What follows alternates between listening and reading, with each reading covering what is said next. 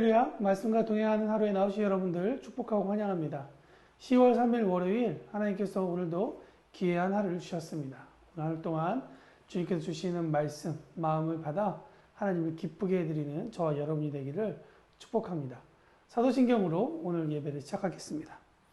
전능하사 천지를 만드신 하나님 아버지를 내가 믿사오며 그 외아들 우리 주 예수 그리스도를 믿사오니 이는 성령으로 잉태하사 동정녀 마리아에게 나시고 본디오 빌라도에게 고난을 받으사 십자가에 못 박혀 죽으시고 장사한 지 사흘 만에 죽은 자 가운데서 다시 살아나시며 하늘에 오르사 전능하신 하나님 우편에 앉아 계시다가 저리로서 산자와 죽은 자를 심판하러 오시리라. 성령을 믿사오며 거룩한 공회와 성도가 서로 교통하는 것과 죄를 사하여 주시는 것과 몸이 다시 사는 것과 영원히 사는 것을 믿사옵나이다. 아멘. 오늘 하나님께서 우리에게 주시는 말씀은 요한계시록 5장입니다. 요한계시록은 하나님께서 요한에게 주신 그러한 계시의 말씀뿐만 아니라 그에게 보여주신 여러 가지 하늘의 메시지가 그가 알고 있는 언어로 그가 이해하는 그러한 모습으로 잘 기록되어 있는 그러한 성경입니다. 그래서 어떤 면에서는 우리가 잘 이해할 수 있지만 어떤 장에 가서는 특별히 5장부터 이후의 책들은 좀 우리가 이해하기 어려운 그런 내용으로 정리되어 있는 것 같습니다. 특별히 오늘 6절에 보니까 눈 7 달린 어린 양, 그리고 그 눈 7이 7영이다. 뭐 이런 얘기를 들으면 좀 우리 마음이 복잡해지기도 하죠. 그래서 저도 정신 차리고 시간을 갖고 여러 가지 성경 버전을 통하여서 천천히 본문 말씀을 읽다 보니 하나님께서 우리에게 좀 이런 내용을 묵상하게 하는구나. 오늘 하루를 한번 이렇게 살아보라 라고 말씀을 주시는 것 같아 저와 여러분이 오늘 그 이야기를 함께 나누어 보기를 원합니다. 여러분, 요한이 오늘 요한계시록 5장을 통해 기록된 내용들, 본 것들을 보니까 첫 번째, 보좌에 앉으신 이의 오른손을 보았다라고 이야기하죠. 그리고 그 오른손에 두루마리 하나가 쥐어져 있다라고 기록되어 있습니다. 그런데 그 두루마리를 잘 보니 앞과 안쪽에 글씨가 새겨 있었고 그리고 7인으로 봉해 있었다라는 것이 오늘 요한이 바라본 첫 번째 환상에 대한 이야기입니다. 요한이 이것을 바라보고 있을 때 힘있는 천사가 이야기하죠. 내용은 이렇습니다. 누가 그 두루마리를 펼 수 있으며 그 인을 떼기에 합당한가라고 이야기를 하고 있습니다. 여러분, 두루마리는 에스라서 6장 2절에 보니까 고레스가 내린 조서가 두루마리에 기록되어 있다는 내용을 볼 때 아마 중요한 내용들을 쓸 때 사람들이 기록한, 여러 사람이 읽을 수 있도록 기록한 그런 내용을 두루마리라는 것에 아주 잘 이용했던 것 같습니다. 그리고 예레미야서 36장 4절에 보니까 예레미야에게 하나님께서 그의 말씀을 그에게 주셔서 바룩을 통해 두루마리에 기록했다. 역시 하나님의 귀한 말씀이 두루마리에 적혀 있었다는 것이죠.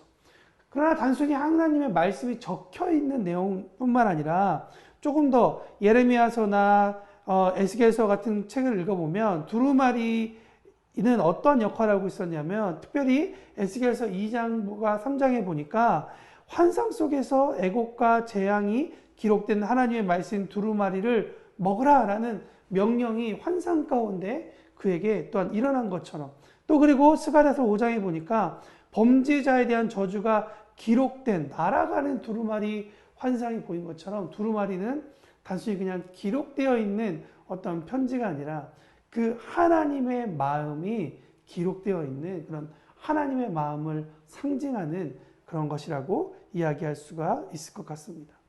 그런데 이 천사가 이렇게 이야기하는데 요한이 그 모습을 보면서 갑자기 울게 됩니다. 여러분, 요한이 운 이유는 무엇일까요?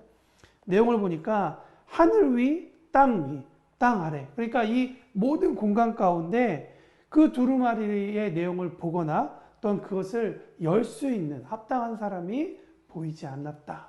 보이지 않기 때문에 울었다라고 이야기를 합니다. 여러분, 요즘 유튜브 잘 보시죠? 유튜브 보시면 시작하기 전에 어떤 광고 영상들이 나오는데요. 저는 그 중에 국경 없는 의사회라는 곳에서 만든 광고 홍보물을 자주 보게 됩니다. 한국에서 의사 면허를 가진 분들이 의료 서비스를 받을 수 없는 제3국으로 가서 자신들의 달란트를 통해 의료 서비스를 하는 그런 활동하시는 분들입니다. 근데 그분들이 자주 인터뷰 가운데 하시는 말씀이 이것입니다. 한국에서는 쉽게 검사하고 치료를 받을 수 있는 병인데 그럴 수 없어서 치료를 제대로 할 수 없다. 그 안타까운 마음을 영상 가운데 담아 이야기를 합니다. 여러분 어떻게 그런 이야기를 할 수 있을까요? 왜냐하면 그분들은 좋은 의료 시스템을 경험한 사람들이었기 때문에 정말 제3국의 안타까운 현실 가운데 정말 조금만 더 시간이 있었다면, 조금만 시설이 있었다면 그들이 조금 더 나은 의료 서비스를 받아서 그들이 건강할 수 있을 텐데 그러지 못함을 통해 정말 마음속 깊은 곳으로부터 흘러나오는 안타까움이 표현되었다는 것이죠. 여러분 두루마리 하나 열고 닫는 것이 어떤 큰 의미가 있겠습니까? 그리고 요한이 그 인이 7개가 붙어 있는 그것을 내용을 못 본다고 한들 그가 왜 그렇게 울어야 합니까? 그것은 하나님의 마음, 그러니까 하나님의 마음이 7인으로 닫힌 것인데 10사람이 없기 때문에 하나님을 알지 못하였기 때문이다라고 성경은 우리에게 이야기하고 있다는 것이죠. 특별히 오늘 이 부분에서 우리가 알아야 하는 것은 이 요한의 마음입니다. 그 세대를 향한, 그 시대를 향한 하나님의 마음이 바로 이 사도 요한의 코앞에 있음에도 불구하고 그 두루마리를 열 수 있는 사람이 없었기 때문에, 보이지 않았기 때문에 그가 애통하고 있었던 사실을 이야기한다는 것이죠. 여러분, 요한은 하나님의 메시지가 전달되지 못하기 때문에 그런 애통하고 눈물을 흘리고 있었습니다. 여기서 저와 여러분의 삶을 생각해 보지 않을 수가 없습니다. 우리 각자를 향한 하나님의 메시지를 듣는 것에 대한 간절함, 그리고 그 메시지가 우리가 살고 있는 사회에 흘려보내고 있음에 대한 그 진지함을 우리가 가지고 있는가 말입니다. 하나님의 메시지를 듣고 흘려보내는 일에 애통함을 가지고 있다면 그것은 하나님께서 우리에게 주신 놀라운 복된 일일 것입니다. 그러나 그러지 못한 사람이 있다면, 혹시 그런 분들이 계시다면 오늘 저와 함께 말씀을 읽으면서 우리의 그런 면들이 회복되기를 축복합니다. 오늘 본문의 내용을 읽다 보니 마태복음 말씀이 생각이 났습니다. 애통하는 자는 복이 있나니 저가 위로를 받을 것이며. 여러분, 헬라어 펜데오는 감정이나 행동으로 슬퍼하는, 아주 애통하는 사람의 모습을 잘 드러내는 그런 단어입니다. 그래서 애도하고 울부짖는 행동을 보이는 것이죠. 이 애통함에 대한 행동의 표현, 그 표출은 아마 우리 각자의 성격대로 조금씩은 다를 것입니다. 그러나 예수님께서 그런 자들이 복되다라고 이야기하시면서 공통적으로 주실 그 복은 무엇이냐? 그들이 복된 것은 예수님의 위로가 있기 때문이다라는 그 말씀이라는 것이죠. 여러분, 위로라는 이 헬라어 파라칼레오는 아주 가까이에서 부르다라는 의미죠. 여러분, 하나님께서 여러분들 가까이 계셔서 여러분을 부르시고, 여러분 가까이 계셔서 여러분의 그 지친 어깨에 어깨를 대어주시고, 여러분의 손을 붙잡고 일으켜주시는 그 놀라운 은혜가 오늘 본문 말씀 가운데 있다는 것이죠. 그 하나님의 말씀에 대해서 안타깝고 애통하는 그 심령 가운데 가까이 오셔서 주님은 말씀해 주고 있습니다. 여러분, 이 말씀이 마태복음 5장에서 끝나는 것이 아니라 오늘 똑같은 본문 가운데, 오늘 본문에도 똑같은 내용이 있습니다. 오늘 5절 한번 읽어볼까요? 장로 중에 한 사람이 내게 말하되 울지 말라. 유대 지파의 사자 다윗의 뿌리가 이겼으니 그 두루마리와 그 7인을 떼시리라 하더라.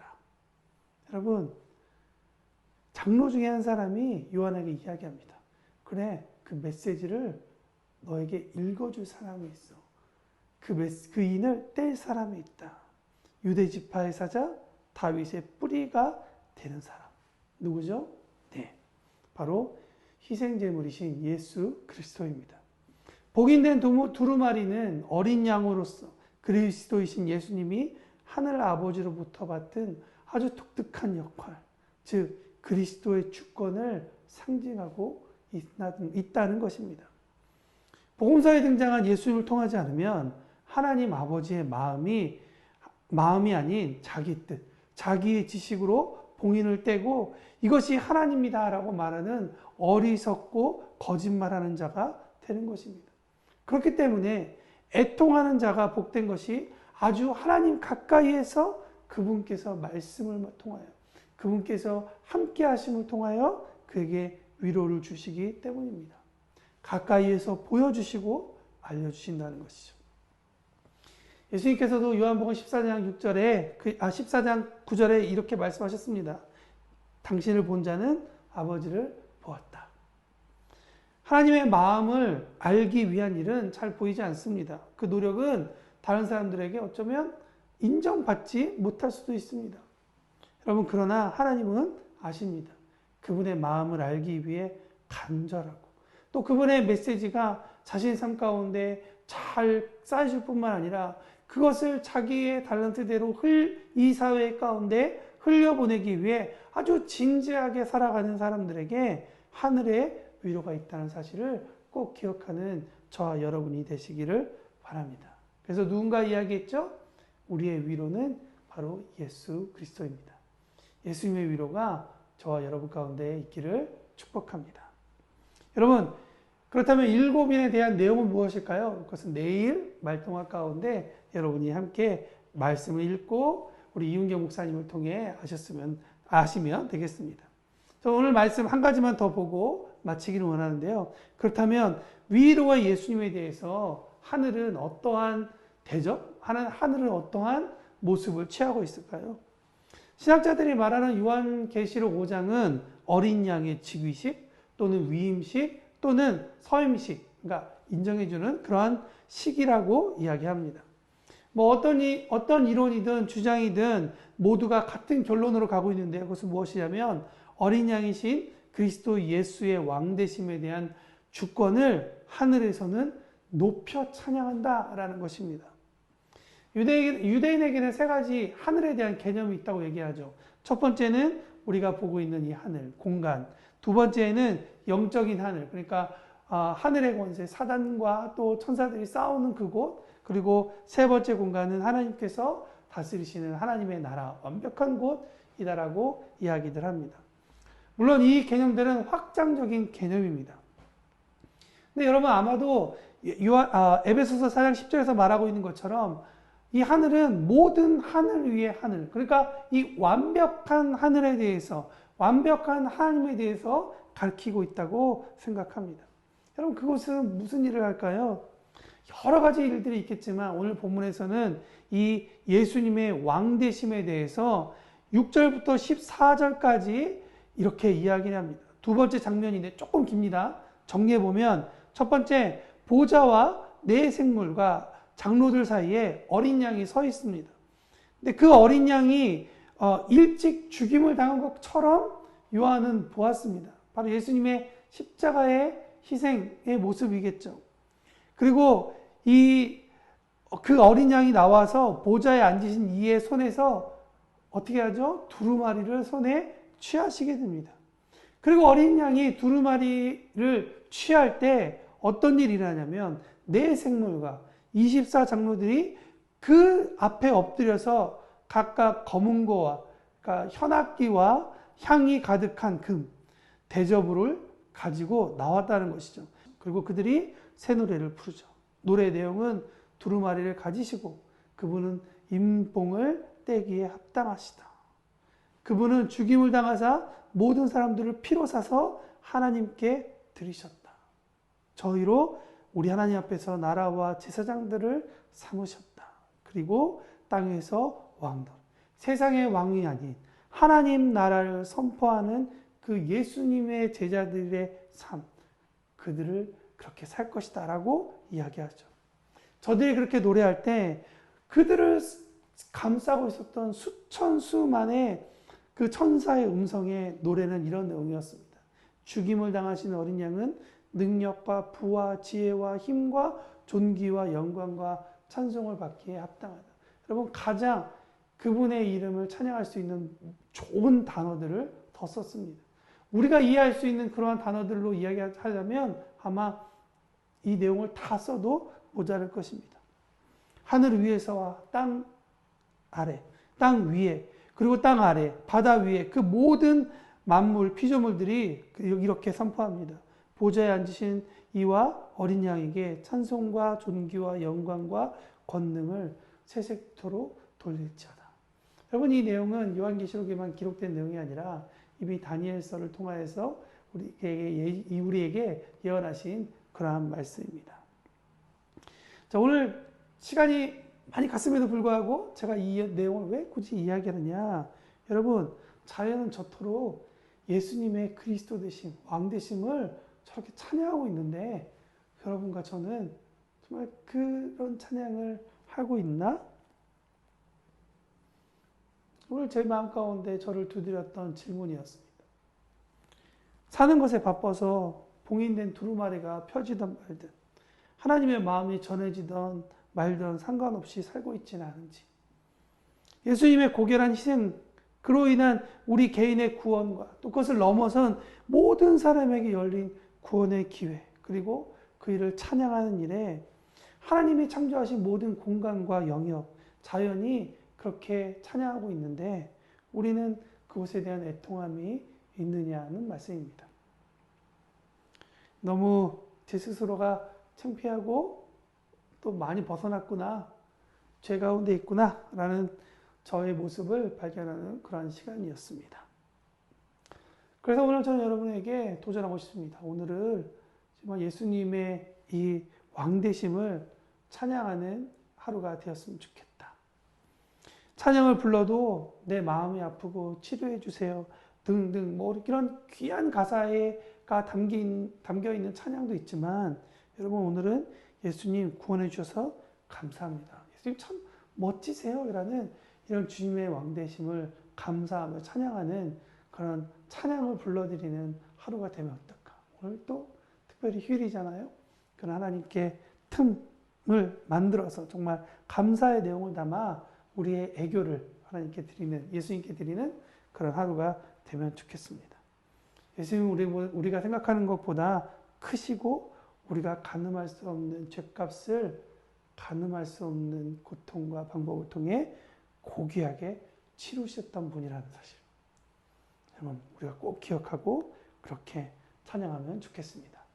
오늘 제가 나누고 싶은 찬양 많지만 그 찬양은 아래 링크에 같이 드리도록 하겠습니다.